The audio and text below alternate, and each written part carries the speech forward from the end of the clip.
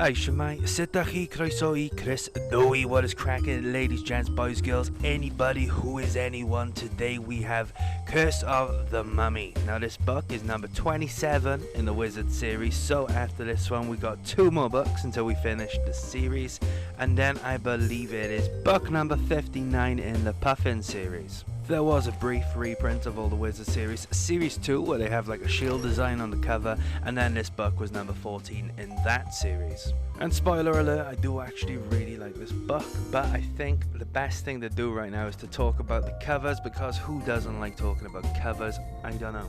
So we're going to talk about the Puffin, and the Puffin cover is pretty spooky, it's pretty nice, it's pretty creepy, it's pretty ominous, it is exactly the same cover as the Wizards edition with some...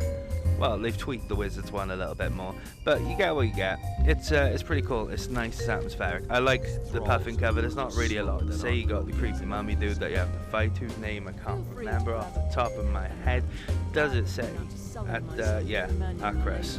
He's a cool enemy. I do actually quite like him. But yeah, that's all there is to say about that. It's a nice little set piece, isn't it? And then we got the Wizards cover, which is pretty much the same, just a lot darker, and it makes it look more sinister, a bit spooky. I think this is more on point with the theme. Of course, that said, I'm holding the book myself in my hand, and it's not as dark as the pictures make it out to be. It's still a really good cover though, really creepy. I still like it. It's nice, it's creepy, it's weird. And who doesn't like creepy ancient Egyptians? And then I'm going to mention the Wizard Shield series.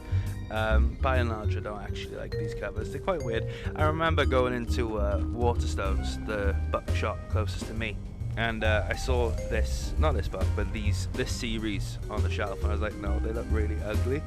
I don't want them. But yeah, I don't like the cover. Almost as bad as the Scholastic ones, in my opinion.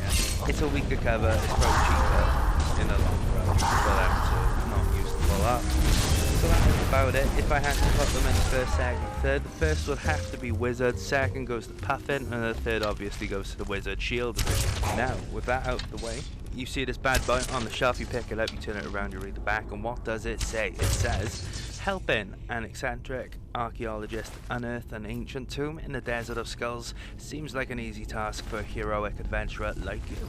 But when that tomb turns out to belong to Arcturus, a legendary ruler from a previous age, and when you discover some of his followers are trying to return the evil pharaoh to life, you must act quickly. Soon you will have to learn the true meaning of the Curse of the Mummy.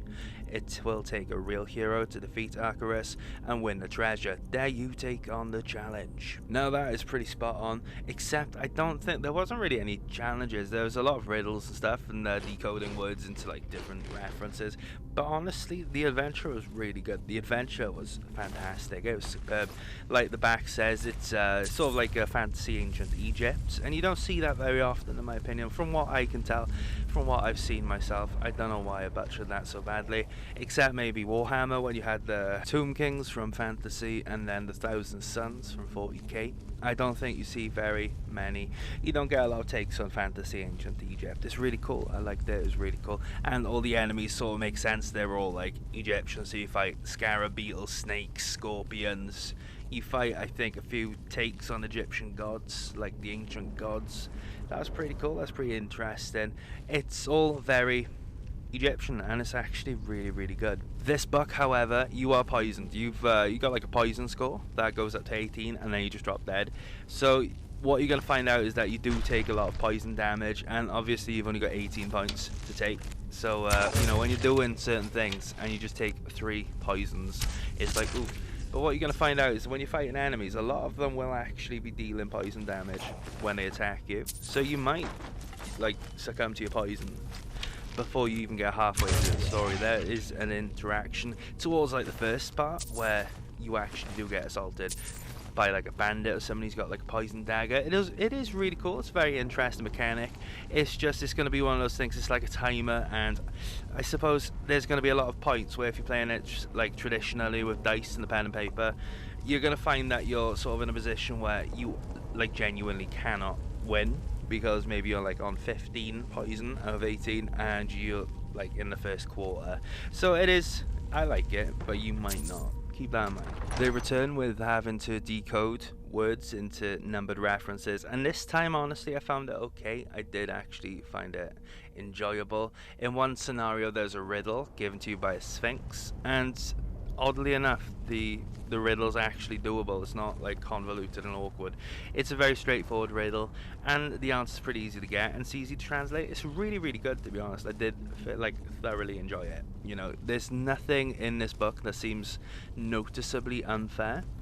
But, you know, you're going to find, especially if you're playing traditionally with dice and pen and paper, you might find yourself in a lot of scenarios, like I said, with the poison, where you, like, physically cannot win because you're too poisoned. So with that out of the way, what can you expect when you open up this book? What can you expect to get out of this adventure? And in all honesty, I don't think there has been an Egyptian set fighting fantasy book, especially in the Wizards version, because obviously I'm not going from the Puffin ones. You got Temple of Terror, which is sort of, it's based in like a sandy region, deserty region, but obviously that's in a different part. That's based on a different part of this world. Like, I think it's got Arabic influences, maybe Turkish, that sort of stuff, whereas this is very obviously Egyptian. You're fighting mummies, you're fighting scarab beetles, giant scorpions, all of that good stuff. And there's a lot of cultists, so you got like an evil cult trying to bring this mummy back to life. And the mummy himself, he's a bit of a, he was one of the worst rulers, and I say the worst, not ineffective. He was just a massive tyrant, and he got poisoned in battle. And I think that's where the curse of the mummy comes from. You get poisoned like he got poisoned, and then he succumbs to his poison, and he prays to like the evil gods to come back to life, all that stuff. It's all really cool, it's all really interesting. If you picked up this book, you won't be let down. You might struggle a bit with the poison, but you're not going to be let down. It's a very fun adventure, and I thoroughly think that anyone watching this would probably enjoy this book if they picked it up. It's just a shame it wasn't republished under Scholastic, because honestly, going from the Wizards version of Bloodbones, you got Curse of the Mummy, they sort of pick up the pace a little bit. They get a little bit better. There's a little more bang for your buck, in my opinion. And because obviously you're going into tombs, you're going into ruins, there's one thing that I always appreciate, there's one thing that I always love when it comes down to handling the undead, noticeably mummies and all that, is that when you burn them, they just go up in flames. Because I love it, because obviously they're dry, they're dusty, they're gross. So it's nice that you can throw a flame on them and they just engulf, they go up in flames. It's really nice. I don't think anyone actually doesn't do that. I think it's just one of them fantasy staples at this point. I'm not sure if fantasy games do it, because stuff like Skyrim, when you fight in the Draugr, I think that's what they're called, the like mummy sort of dudes. I'm not sure if they go up in flames, if they're weak to fire, but it's really nice being able to just like burn all these mummies to oblivion. It's fantastic. It's a nice little detail. It's a lovely little touch. Is this adventure hard? And I'm going to say no, it's kind of easy to medium. It's that kind of difficulty where it's going to challenge you at times, but it's not going to be obnoxious and annoying. Because yes, you do have to translate different words into numbered references, and I believe there's a way where there's like a language called Jardin, something like that. It's like an ancient language, and if you understand it, you know to add like, I think it's 30 to the reference you're currently on to understand what they're saying.